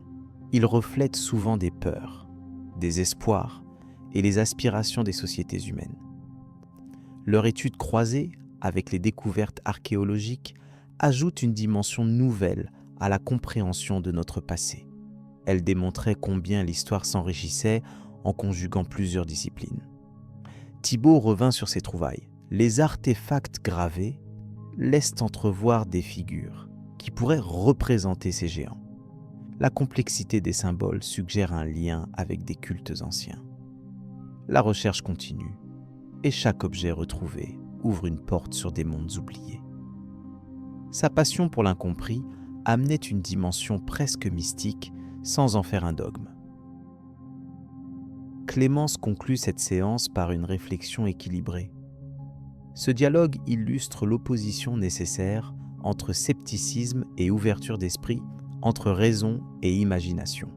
La vérité sur les Néphilim reste partiellement voilée, mais l'exploration des différentes perspectives enrichit notre vision globale. Elle invitait à accueillir l'inconnu avec humilité et curiosité. Ainsi, cette rencontre mettait en lumière les tensions persistantes autour des géants bibliques, observées à travers le prisme du monde moderne. Les convictions s'affrontaient sans heurts, laissant la place à une réflexion commune. Chacun, à sa façon, participait à une quête qui dépasse les simples certitudes, embrassant l'énigme éternelle des civilisations disparues. Dans le calme retrouvé, Séraphin posa un regard pensif sur les manuscrits étalés devant lui. L'histoire était un fleuve aux méandres multiples, où la raison alternait avec la foi, où la science croisait les légendes. Ils étaient prêts à poursuivre cet itinéraire, où chaque étape apportait une nouvelle lumière. Le passage à la suite promettait encore de riches découvertes et un débat toujours renouvelé. Le rôle de Clémence en tant que narratrice. Clémence Vaillant commence à tisser les fils de cette histoire complexe où se rencontrent mythes anciens et découvertes modernes. Elle précise que la quête de vérité sur les Néphilim plonge ses racines dans des textes millénaires, où Séraphin Duval, explorant des manuscrits oubliés, a d'abord perçu le motif récurrent de géants issus d'un mélange d'humains et d'entités célestes. La patience de Séraphin alliée à la rigueur d'Héloïse Marceau, spécialiste des civilisations disparues, donne une base solide à leur enquête, malgré les doutes formulés vigoureusement par Géraud Lemaître, critique infatigable et sceptique. Clémence rappelle à l'auditeur que Noémie Lavaux a, quant à elle, collecté une multitude de récits oraux, dans lesquels la mémoire collective garde la trace d'êtres aux dimensions extraordinaires. Son travail s'avère précieux pour confronter ces traditions aux données archéologiques apportées par Thibault le Renard, qui a mis au jour des objets énigmatiques souvent associés à ces géants. Le rôle d'Aurélien Chardon, sage du savoir ancien, est celui de gardien des savoirs ésotériques attachés à cette histoire, offrant un éclairage dans l'obscurité des légendes. Clémence souligne que le défi principal consiste à naviguer entre les interprétations, évitant à la fois la fascination aveugle et le rejet catégorique. Elle illustre comment Séraphin analyse les textes sous une lumière nouvelle, confrontant les récits bibliques avec des preuves matérielles issues de fouilles. Ensemble avec Héloïse, ils dressent un tableau où les traces laissées par ces êtres gigantesques s'intègrent dans le récit plus vaste de l'évolution humaine et des sociétés antiques. Ce travail méthodique met en perspective les propensions humaines à créer des mythes pour expliquer l'inexplicable. Le scepticisme de Géraud Lemaître n'est pas balayé d'un revers de main. Clémence relate ses arguments rigoureux, basés sur une lecture critique des sources et une exigence de preuves irréfutables. Géraud défend l'idée que de nombreuses interprétations des Néphilim risquent d'appartenir à la catégorie de l'imaginaire populaire plutôt qu'à celle de l'histoire concrète. Ce débat vital enrichit l'investigation collective, obligeant chacun à examiner avec vigilance les limites du savoir et du récit. Dans ses interventions, Aurélien Chardon rappelle que les récits anciens ne sont pas neutres. Ils portent des idéologies et des symboles qui doivent être décodés avec soin. Il évoque certaines civilisations oubliées où la figure du géant occupe une place centrale, mais souvent métaphorique, liée à la puissance, à la nature divine ou à la transgression des lois naturelles. Ces paroles apportent une dimension culturelle et spirituelle à l'enquête rigoureuse menée par les autres membres du groupe. Noémie déploie son savoir pour démontrer que, malgré l'éloignement dans le temps, plusieurs traditions distantes partagent des éléments communs, comme le thème d'interaction entre mondes célestes et terrestres.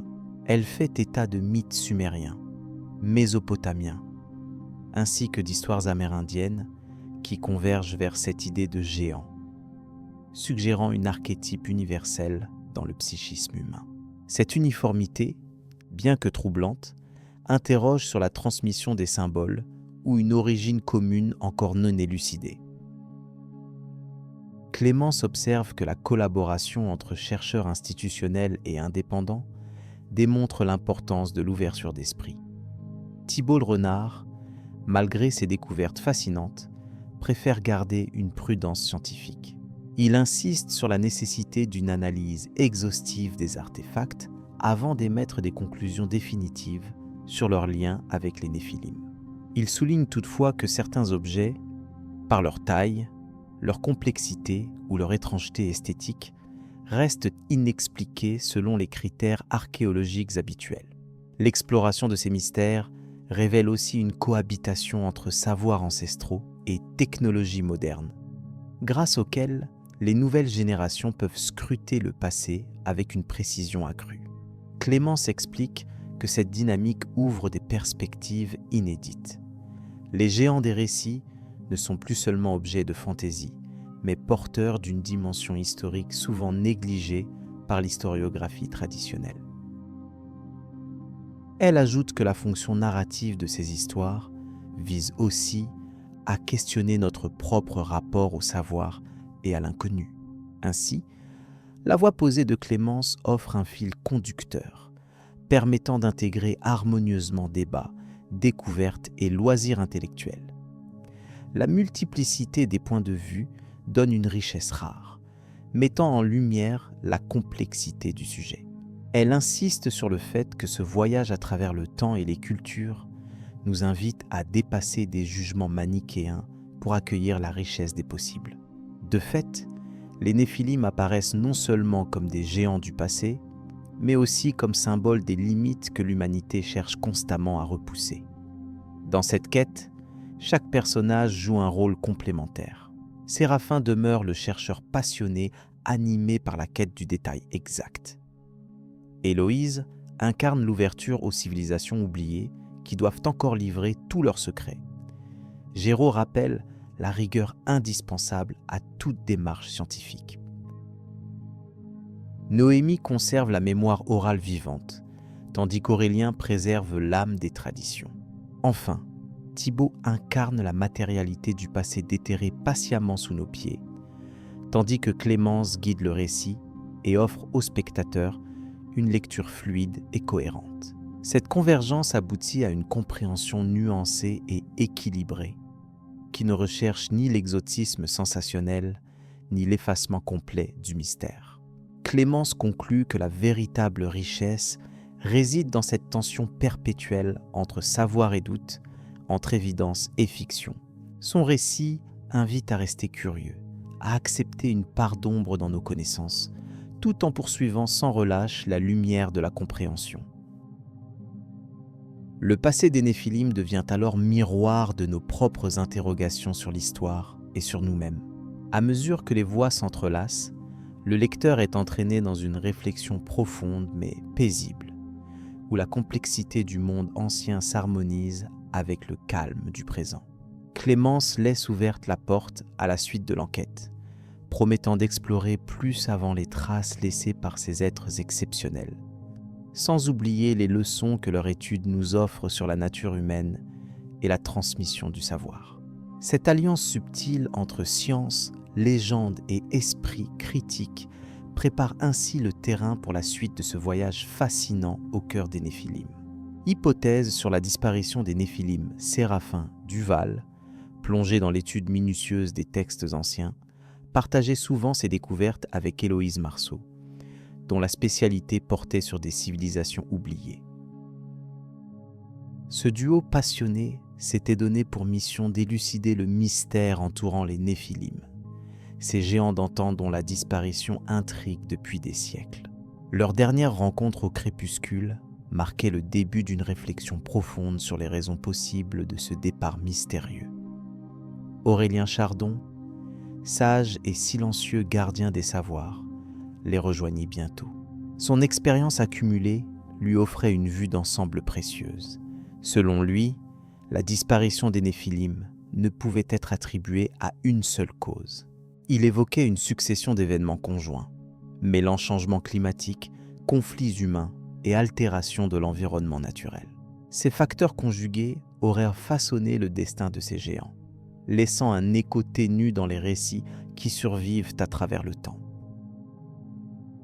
Héloïse rappelait que les traces archéologiques fournies par Thibaut Renard, un archéologue réputé, montraient des preuves tangibles de modification du paysage et de la végétation.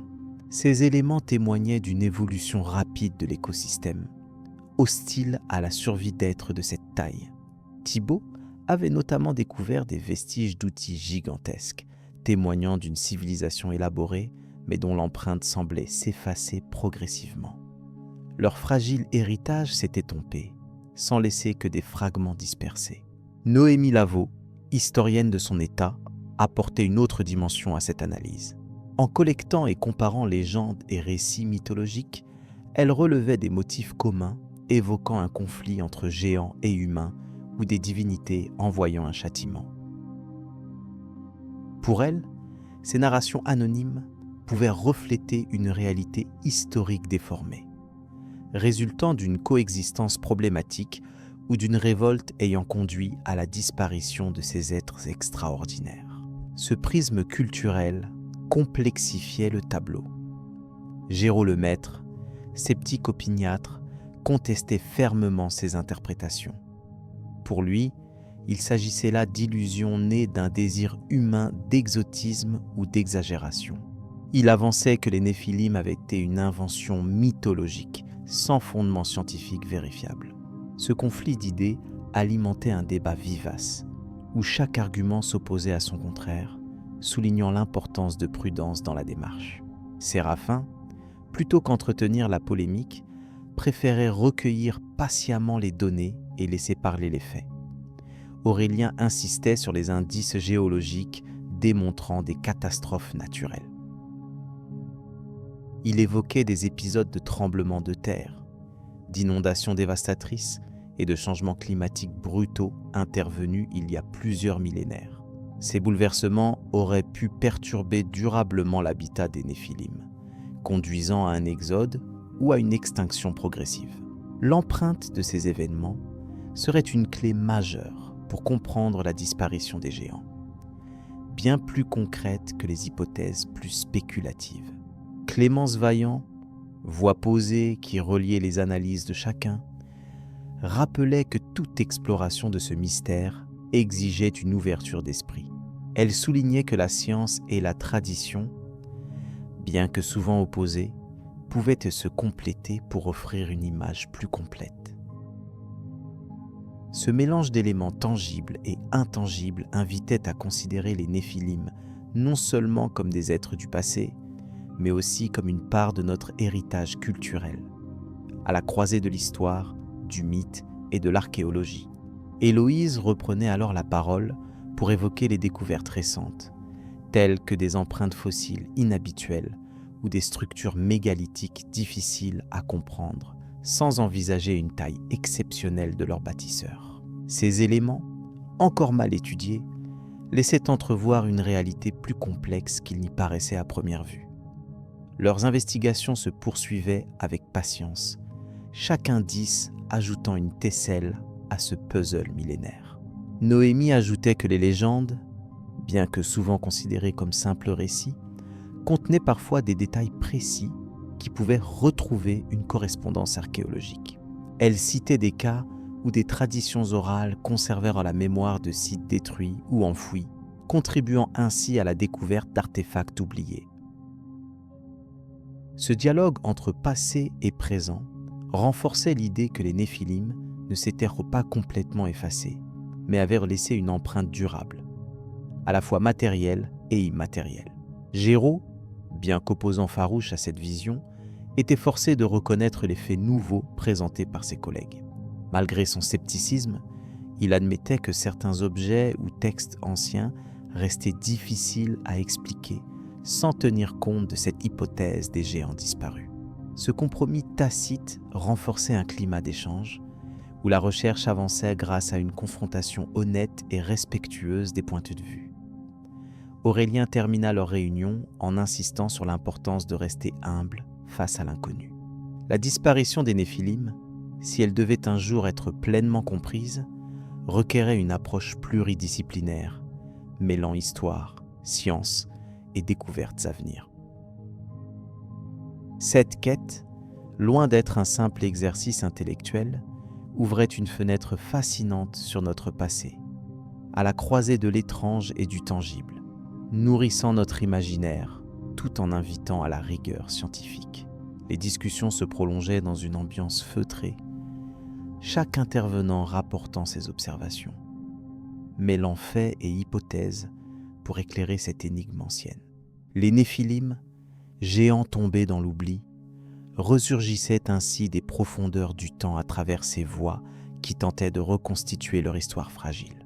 Ce voyage au cœur du mystère se préparait à dévoiler d'autres facettes insoupçonnées, annonçant un nouvel éclairage pour les chapitres à venir. Conclusion et ouverture sur de nouveaux mystères. Dans le calme feutré de sa bibliothèque, Séraphin Duval rassembla ses notes et les récits compilés au fil des années. Les débats entre Héloïse Marceau, fervente défenseur des civilisations oubliées, et Géraud Lemaître, sceptique rigoureux, avaient laissé place à une réflexion plus nuancée. Leurs échanges animés, loin de clore la discussion, avaient enrichi la compréhension du phénomène des Néphilim et de leur présence supposée sur Terre. Chaque témoignage, chaque artefact découvert par Thibault Renard, accompagné des légendes collectées par Noémie Lavaux, s'entremêlait pour tisser une toile complexe d'histoire et de mythes.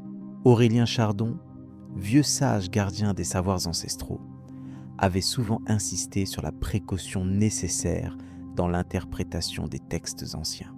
Pour lui, nombre de mystères relevaient d'un amalgame d'expériences humaines, de croyances partagées et de transmissions orales qui, à travers le temps, se transformaient en récits symboliques. Pourtant, l'apparition de structures gigantesques et d'objets impossibles a daté précisément invité à une autre hypothèse, celle d'une interaction entre l'humain et des entités dépassant son entendement. Cette idée, qu'Héloïse ne cessait de défendre, ouvrait la porte à une vision du passé bien plus vaste que celle admise communément. Noémie Lavaux évoquait souvent les traditions orales des peuples anciens, transmettant des contes où d'immenses êtres influençaient les civilisations humaines. Selon ces récits, certains géants, descendants des cieux, auraient semé non seulement la peur, mais aussi des connaissances venues d'ailleurs. Ces histoires, loin d'être de simples mythes, se retrouvaient dans des fragments de tablettes sumériennes ou dans des gravures rupestres. Clémence Vaillant, voix limpide narratrice de ces temps anciens, soulignait que ces liens entre textes et artefacts construisaient un pont fragile entre passé réel et mémoire collective. Dans ses analyses, Séraphin Duval insista sur la complexité des sources. Les textes sacrés, souvent polysémiques, reflétaient différentes strates d'interprétation et d'influence culturelle. La présence des Néphilim, mentionnée dans des documents religieux, semblait à la fois concrète et symbolique, évoquant tantôt des êtres réels, tantôt des figures allégoriques représentant la puissance ou la transgression.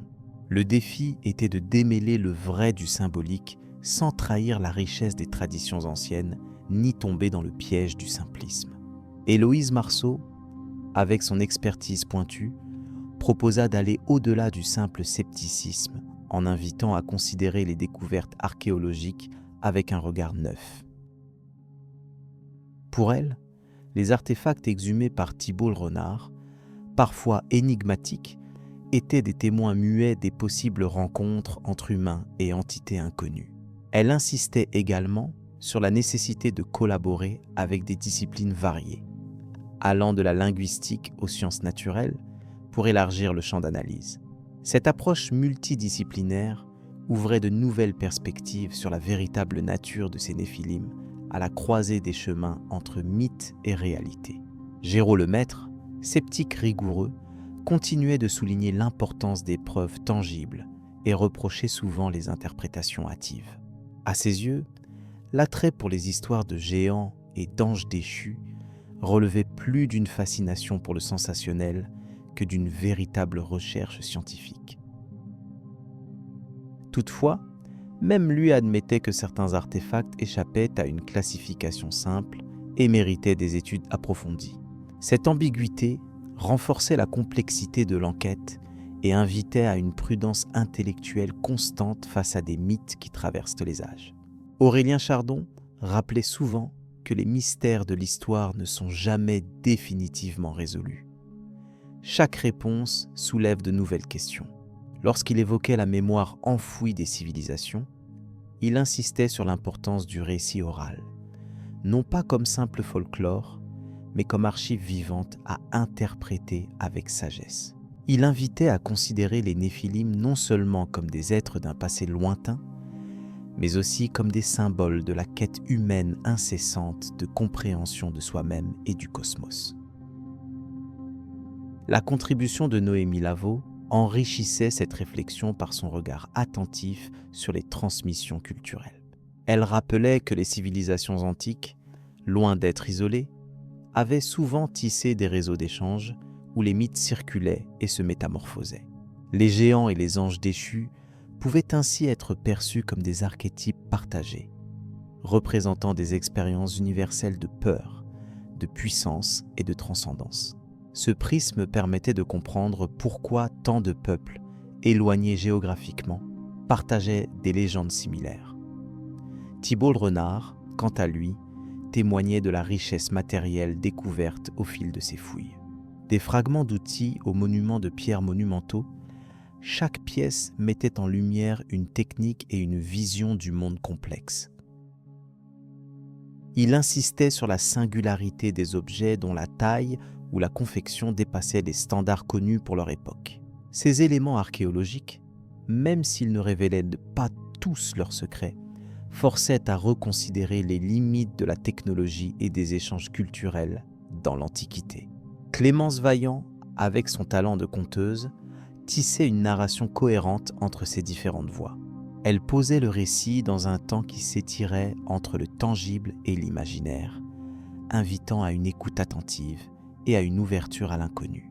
Ces paroles cherchaient moins à imposer des certitudes qu'à encourager la curiosité, faisant résonner les échos d'un passé plein de paradoxes et d'ombres. Ainsi, le mystère des Néphilim se présentait comme une invitation à la méditation, plus qu'à une vérité unique. Séraphin conclut en soulignant que malgré tous les progrès de la recherche, de nombreuses énigmes demeuraient intactes. Les Néphilim, figures à la fois historiques et mythiques, constituaient un appel à poursuivre l'exploration avec rigueur et humilité.